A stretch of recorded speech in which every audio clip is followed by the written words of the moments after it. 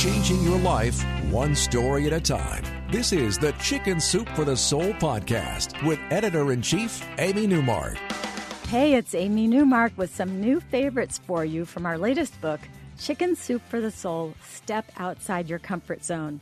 This book just came out a few weeks ago, and we are getting a lot of press for it because, as it turns out, lots of people really do want to energize their lives by doing new things, especially things that scare them a bit. And it doesn't have to be something really big like jumping out of an airplane or quitting your job. It can be as simple as changing how you look. Because any new thing that we try makes us feel proud that we did it, and we feel more dynamic, and we feel more capable, and we feel like our lives are more exciting. So today I'm going to share a couple of stories from people who stepped outside their comfort zones by being just a little more daring. Even though it was just a little thing, it had a big effect on their lives. So Arlene Beche did something very simple. She turned 50, and she decided to change how she dressed. She says that in the first half of her life, she was devoted to her mother, her husband, and her 4 sons. But now she was on her own because her mother had moved 1,200 miles away, her sons were all grown, and she was single again because her husband had passed away. So Arlene decided that the second half of her life would belong to her. It was her time to thrive and to think about herself. And the first thing she decided to do was change her look. She had seen women who wore long skirts during the day, and she thought they looked great. So she decided that she would start wearing long skirts. But she studied those women, and she realized that along with those skirts, she should change her shoes and her jewelry and even her haircut. So on her birthday, Arlene put on a new long skirt and big earrings and sandals, and she walked from her gift shop in her small town to the bank and the post office. And she was a little bit nervous about it because it was a new look for her, but no one said a word.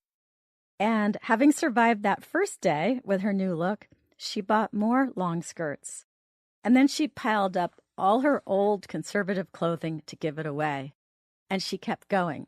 She had a second pair of holes put in her ears. She went to the hair salon and had her hair dyed red.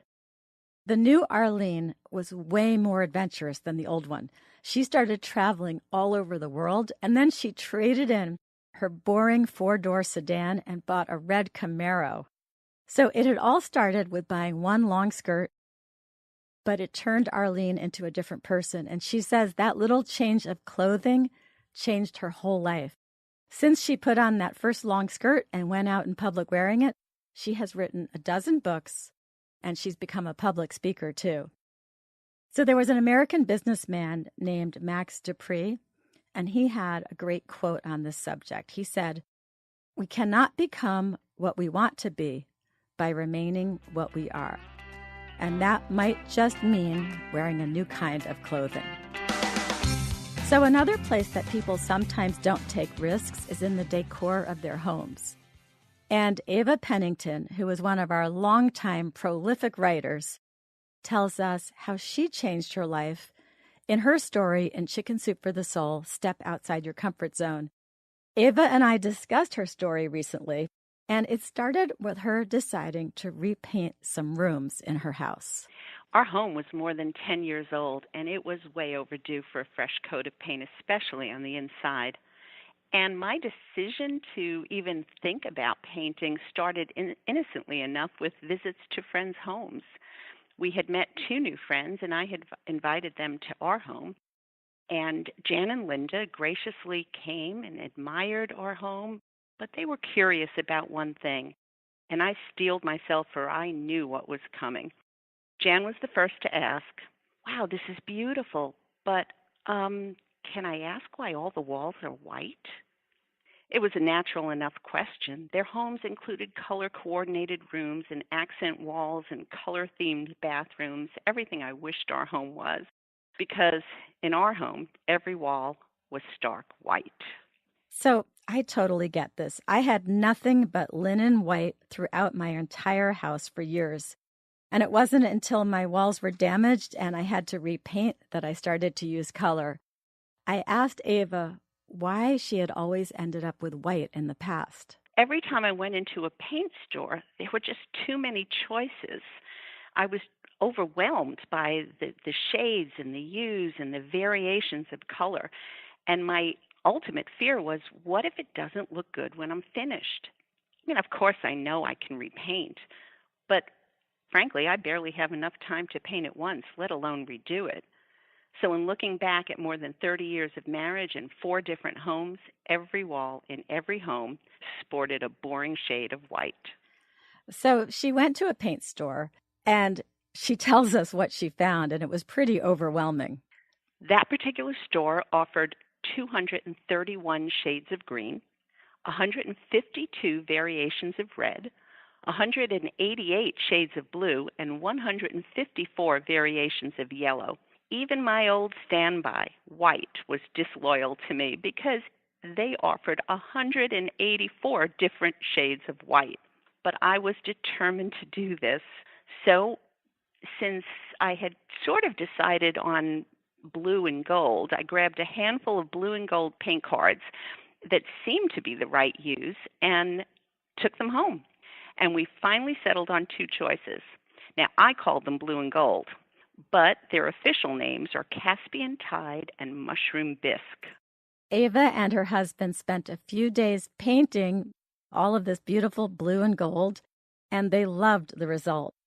But what I was really interested in was how it made Ava feel to finally do something outside her comfort zone. What was it like living with all that color after decades of just plain white? Color really does make a difference. I was actually surprised at how many people noticed, people who had visited our home before. They would come in and maybe they hadn't been there in a year, but they noticed the walls right away. And the color on the walls even made me feel different. And believe it or not, it affected my wardrobe too. For more than 20 years, I worked in the corporate world. Most of those years were on or around Wall Street in New York City.